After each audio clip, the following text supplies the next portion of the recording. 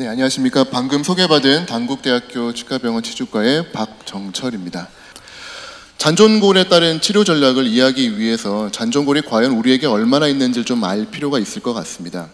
부저 교수님의 최근 연구에 따르면은 252명 정도의 환자의 무치악, 상악 구치부의 디멘전을 계측해 본 결과 수직적 그리고 수평적 폭을 하나의 표로 이제 정리를 해보면은 놀랍게도 저희가 이 상악 구치 1번, 2번 부위에서 5mm 미만의 잔존골을 갖고 있는 경우가 한 평균 40에서 50% 정도가 되는 것 같고요. 저희가 임플란트, 숏 임플란트를 8mm라고 고려할 때 8mm가 안 되는 경우가 놀랍게도 88% 내지는 94%까지 됨으로써 거의 모든 경우에 저희가 8mm 미만의 잔존골을 갖고 있기 때문에 아주 짧은 숏 임플란트를 심는 것이 아니라고 한다면은 어떻게든 상악동을 저희가 들어가거나 무언가 인터벤션을 해야 된다는 필요성을 알게 됩니다. 그러다 보니까 크게 한 3가지 정도의 치료 계획을 갖게 되는 것 같습니다. 첫 번째는 이제 수술을 좀 좋아하시고 자신 있어 하시는 수술 매니아 분들은 롱텀 생각하면은 레터럴로 해서 뼈를 튼튼하게 만들어주는 게 좋다라고 말씀을 하시고요. 레터럴 해보니까 번거롭더라. 그냥 크레스탈로 해도 나는 충분히 올리고 잘 심을 수 있다. 그렇게 말씀하시는 분들도 계시고요. 세 번째는 뼈가 없는데 무리하지 말고 숏 임플란트로 하거나 아니면 숏 임플란트를 스플린트 해가지고 행복하게, 요즘 미니멀리즘이 유행인데 미니멀하게 가자. 이러한 치료 계획을 저희가 생각해 볼 수 있는 것 같습니다. 이 치료 계획을 그럼 무슨 근거로 결정하십니까? 라고 여쭤보면은 대부분 누가 그러는데 잔존골 한 5mm 이하면 측방이고 이상이면 치료적 접근으로 하래요 라고 하는 그런 이야기를 하시는데 그 근거가 될 수 있는 내용들을 제가 한 15분 정도 정리해가지고 여러분들께 보고해 드리도록 하겠습니다. 일단 먼저 말씀드릴 거는 4mm, 5mm라고 하는 매직 넘버 같은 거는 없다는 것입니다. 저희가 이제 3, 4, 5 이렇게 연구를 통해 가지고 보여드리겠지만 그 넘버가 정해져 있지도 않을 뿐더러 그 넘버가 정해져 있을지라도 이 상악동 하방에 있는 잔존골이라고 하는 게 평면 구조가 아니기 때문에 어느 부위는 6mm, 어느 부위는 이제 4mm가 되거든요. 그럼 이 환자와 같은 경우에는 저희가 어떤 식으로 바라보느냐에 따라서 원장님들 그리고 술자의 이 어떤 객관적, 주관적인 생각들이 들어가는 것 같습니다. 저희가 이제 낙천적인 사람들을 볼 때 이 사람은 6mm나 뼈가 있네 이렇게 보실 거고요. 비관적이신 분들은 이 사람은 4mm밖에 뼈가 없어 해서 치료 계획이 아마 바뀌실 수가 있겠죠. 따라서 매직 넘버를 정해드리기보다는 다양한 어떤 컨시더레이션, 고려사항을 오늘 정리해드림으로써 여러분들이 스스로 판단하실 수 있는 근거를 제가 소개해드리면 될 것 같습니다. 젠슨이라고 하는 아주 오래된 연구를 따르면은 그 당시에 저희 연구에 따르면 7mm 이상이 크레스탈 어프로치의 근거였습니다. 물론 오스테오톰 시절이긴 하지만 7mm 이상에서 크레스탈로 어프로치를 해야 안전하게 고정이 나오고 성공한다라고 되어 있었고요. 이러한 근거가 나오게 된 근거는 이러한 연구들입니다. 저희가 말하는 흔히 이제 고수들, 정말 수술을 잘하셨던 서머스 테크닉을 만든 서머스라든지 후가조토, 로젠 교수님 같은 분들이 모여가지고 수술을 한번 쫙 진행을 했던 겁니다. 레터럴 어프로치랑 크레스탈 어프로치를 해서 누가 더 오래 사는지를 본 거죠. 그래서 이러한 이제 결과들이 나오기 시작을 하는데 이 연구에 따르면은 4mm 미만에서 크레스탈로 쳤을 때 임플란트의 성공률이 뚝 떨어지더라. 그래서 4mm부터는 레터럴로 가고 그 이상에서는 크레스탈이 좋다. 이러한 식으로 이제 한두 개의 논문이 나옴에 따라서 이제 시스테마틱 리뷰를 통해 가지고 숫자들이 등장을 하기 시작을 합니다. 미시 교수님 같은 경우는 5mm 미만에서는 레터럴을 쳐야 된다, 레터럴로 들어가야 된다라고 이야기를 했었고요. 아까 보여드린 젠슨 교수님은 약 한 10년 정도의 세월이 지난 다음에 조금 이제 에비던스가 생기면서 5mm로 다시 숫자가 낮아졌습니다. 처음엔 7mm였는데 5mm 이상부터는 크레스탈도 괜찮은 것 같다라고 이야기를 함으로써 이 매직 넘버라고 하는 것은 정확하게 정해져 있지도 않을 뿐더러 있을지라도 계속 바뀐다는 걸 알 수가 있죠. 또한 저희가 들어가야 될 잔존골은 항상 3차원적으로 슬롭이 지어져 있다는 것을 꼭 기억을 하셔야 됩니다. 일반적인 도예처럼 균일한 두께를 가지고 열고 뼈를 넣고 그게 뼈가 되면 심는 그러한 간단한 그림이면 좋겠지만 실제 임상에서 저희가 만나는 잔존골은 슬롭이 져 있기도 하고요, 바닥이 넓기도 하고 바닥이 좁기도 하고 아주 많은 형태들을 가지고 있기 때문에 이러한 형태들을 반드시 고려해서 치료 계획을 수립을 하셔야 되고요. 또 하나 이제 슬롭이 져 있다 보니까 특히 CEJ로부터 많이 꺼져 있는 경우에는 이 상악동에 남아있는 잔존골만 볼 것이 아니라 수직적으로 뼈가 얼마나 녹아있는지도 고려를 해야 임플란트와 크라운 레이쇼, 그리고 지나치게 길지 않은 크라운을 만들 수 있다는 것도 명심을 해야 됩니다. 그래서 이제 그나마 좀 최근에 만들어진 이 홈레이완 교수님의 ABC 분류가 아주 직관적으로 되어 있기 때문에 요거를 좀 기억을 해두시면 좋을 것 같습니다. A는 어번던트입니다. 아주 많은 뼈기 때문에 상악동에 뭐 아무런 거 아무것도 하지 않고 임플란트를 심으실 수 있고요. B는 barely sufficient라 그래서 아주 조금 부족한 그런 뼈를 B라고 하고, C는 compromised, 아주 그냥 뼈가 많이 부족한 경우입니다. 그거를 수평과 수직으로 분류를 했는데 이 그림 속에 다 답이 들어가 있습니다. 10mm 이상이냐, 10mm 미만이냐, 그리고 6에서 9mm냐, 5 미만이냐, 이렇게 해서 저희가 말하는 잔존골의 그 폭을 이제 먼저 보셔야 되고요.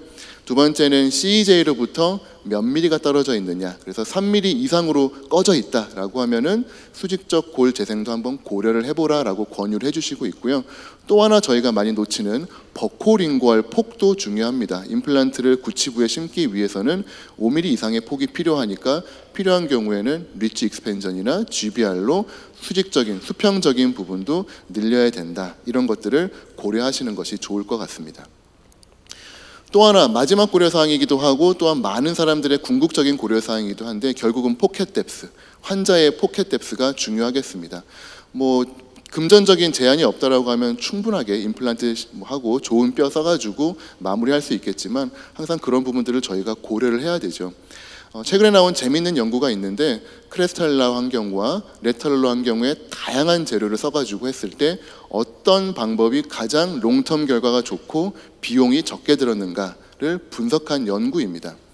자, 이 연구를 보시게 되면은 가장 결과가 좋고 비용도 중간 정도로 들었던 것이 이 자가골을 파티큘레이트를 쓰고 막으로 덮었던 케이스인데, 일단은 자가골을 상악동에 넣을 만큼 얻는 거는 사실 쉽지는 않죠. 그래서 이 부분은 사실은 저희가 고려하기는 좀 어려운 부분이고요. 그 다음으로 결과가 좋았던 거는 합성골, 이종골과 같은 파티클과 멤브레인을 썼던 경우가 그나마 롱텀 서바이벌이 그 다음으로 좋았습니다. 단점은 코스트가 너무 올라갔다는 단점이 생기죠. 그래서 세 번째로 나온 것이 트랜스 알베올라 어프로치입니다. 크레스탈 어프로치로 들어가되 골 이식량도 줄이고 멤브레인도 쓰지 않으니까 금전적으로는 부담이 없고, 그리고 서바이벌도 한 중간 정도로 가면서 나름대로 합리적인 결과가 아닐까라고 했고요.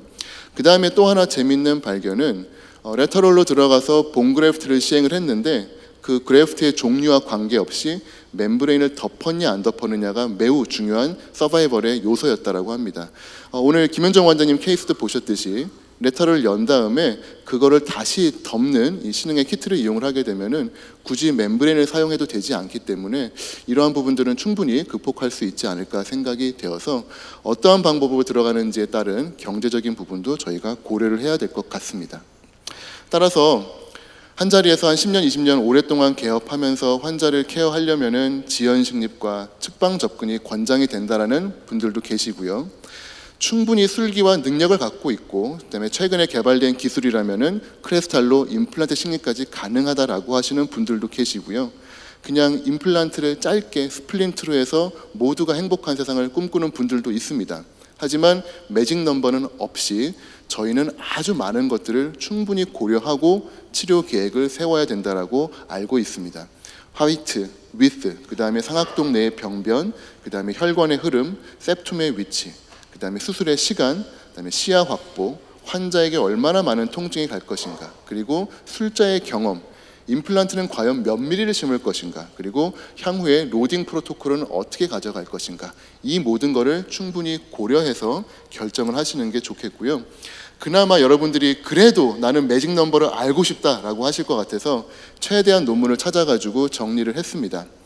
일단은 예전에 오스테오톰 시절의 연구이기는 하지만 크레스탈 어프로치로 갈 거냐 레터럴 어프로치로 갈 거냐의 갈림길에서는 대략적으로 잔존골이 5에서 6mm 정도는 있어야 그 이후에 그 상방에서 크레스탈이 가능하다라고 알려져 있고요. 어떻게든 내가 임플란트를 동시 식립하고 싶다라고 하실 때에는 4에서 5mm의 잔존골은 있어야 고정을 얻을 수 있기 때문에 저희가 사이멀테니어스하게 동시 식립이 가능하다라고 합니다. 물론 더 짧은 경우에 얻으실 수 있다면 동시 식립도 가능하겠지만 아까 보여드린 것처럼 여기보다 더 낮은 뼈에다가 동시 식립했을 때 성공률이 급격히 떨어지는 걸 꼭 명심을 하시고 진행을 하시면 좋겠습니다. 오늘 저희가 패널 선생님들과 함께 토의를 해서 결정을 하겠지만 따라서 한 20년 내지는 30년의 논문을 정해보면은 6mm 이상에서는 이제는 더 이상 이견 없이 크레스탈 어프로치를 하면서 임플란트 식립이 가능하다라고 알려졌고요. 3에서 5mm 내에서는 술자에 따라서 레터럴 내지는 크레스탈이 조금 갈리기는 하지만 동시 식립이 고정만 얻어진다라면 가능하다라고 되어 있고 1, 2mm는 아직까지는 문헌적으로는 레터럴 어프로치를 하고 고정이 안 나올 경우에는 스테이지드 어프로치로 하는 것이 현재 컨센서스라고 할 수 있겠습니다. 하지만 명심하실 것은 이미 30년 동안의 세월 동안에 임플란트의 길이는 점점 짧아지고 하이드로 리프트라고 하는 혁신적인 기술이 나오고 이식제의 성공률이 더욱 높아짐으로써 이러한 숫자들과 치료 계획은 계속적으로 변하고 있는 것 같습니다. 네이비 실즈가 갖고 있는 구호 중에 하나라고 알려져 있는데요. 두 개는 하나고 하나는 없다라고 표현을 합니다. 무슨 얘기냐 하면 적진에 뛰어들기 위해서 두 개의 작전을 갖고 있으면 그 중에 하나가 성공을 하고요. 만일에 하나의 작전만 갖고 있으면 그때는 아무 작전도 없다라고 하는 것처럼 모든 준비 과정에 있어서 크레스탈 레터럴을 동시에 고려하시는 게 필요하지 않을까 생각을 합니다. 마지막으로 저도 이제 정의연 교수님과 비슷하게 한 가지 대안을 좀 소개해 드릴까 하는데 저는 이 샤프라고 하는 방법을 통해 가지고 상악동 거상술 자체를 조금 피하는 방법도 고려해 보실 만하지 않을까 생각을 해가지고 간단하게 소개를 해드릴까 합니다.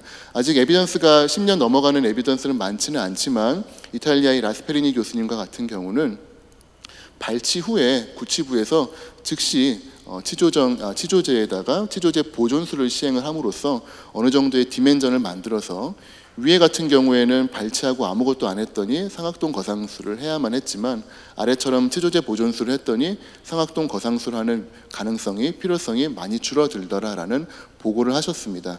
그래서 사이너스가 행복한 알베올라 리치 프리저베이션 샤프라고 해서 저희가 임상적인 연구를 진행을 하고 있고요. 그 사례들을 보시면은 발치하시고 치조제 보존술 하고 4에서 한 5개월 뒤에 바로 임플란트 심으시면은 크게 상악동 거상술 없이도 편하게 할 수 있는 방법이 아닐까 싶어서 간단하게 대안으로 소개를 해드렸습니다. 자, 이것으로 제 발표를 마치도록 하겠습니다. 감사합니다.